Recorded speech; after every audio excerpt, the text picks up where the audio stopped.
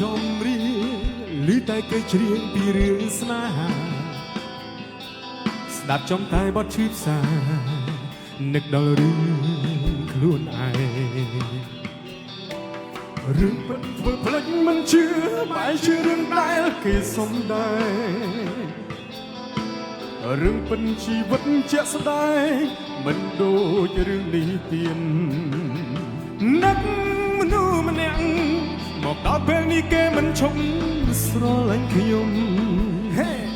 សុំទោសផងដែលបងទុកឲ្យអូនយំតែម្នាក់ឯងនឹក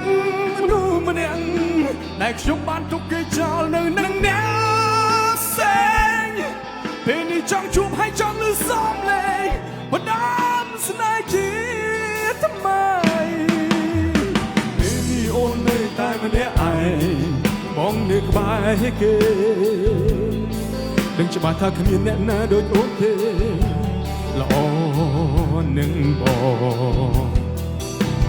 បើបងចង់វិលវិញក្នុងពេលនេះបានទីនួនល្អចង់សុំទោសអូនរាប់រយពាន់ដងបងដឹងខុសហើយអ្នកមនុស្សម្នាក់មកដល់ពេលនេះគេមិនឈប់ស្រឡាញ់ខ្ញុំសុំទោសផងដែលបងទុកឲ្យអូនយំតែម្នាក់ឯងអ្នកមនុស្សម្នាក់ដែលខ្ញុំបានទុកគេចោលនៅនឹងអ្នកផ្សេងពេលនេះចង់ជួបហើយចង់លឺសំឡេងបណ្ដាំស្នេហ៍ជាថ្មី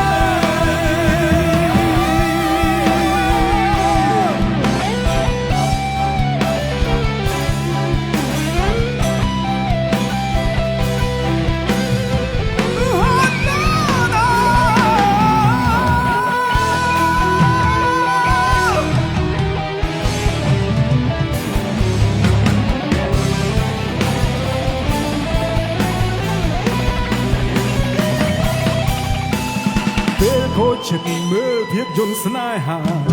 ទឹកនេត្រាក៏ហូរឬស្នេហាស្រឡាញ់គ្នាស្លាប់មិនបដូរអាសូរខ្លួនឯងរឿងពិតធ្វើភ្លេចមិនជឿបែរជឿរឿងដែរគេសំដែររឿងរ៉ាវស្នេហាជាក់ស្ដែងមិនដូចរឿងនេះនឹកមនុស្សម្នាក់មកដល់ពេលនេះគេមិនឈប់ស្រឡាញ់ខ្ញុំសុំទោសបងដែលបងទុកឲ្យអូនយំតែម្នាក់ឯងនឹកមនុស្សម្នាក់តែខ្ញុំបានទុកគេចោលនៅនឹងអ្នកផ្សេងពេលនេះចង់ជួបហើយចង់លឺសំឡេងផ្ដាំស្នេហ៍ជាថ្មីនឹកមនុស្សម្នាក់មកដល់ពេលនេះគេមិនឈប់ស្រឡាញ់ខ្ញុំសុំទោសផងដែលបងទុកឲ្យអូនយំតែម្នាក់ឯងណាមនុស្សម្នាក់ដែលខ្ញុំបានទុកគេចោលនៅនឹងអ្នកផ្សេងពេលនេះចង់ជួបហើយចង់លឺសំឡេងបណ្ដាស្នេហ៍ជា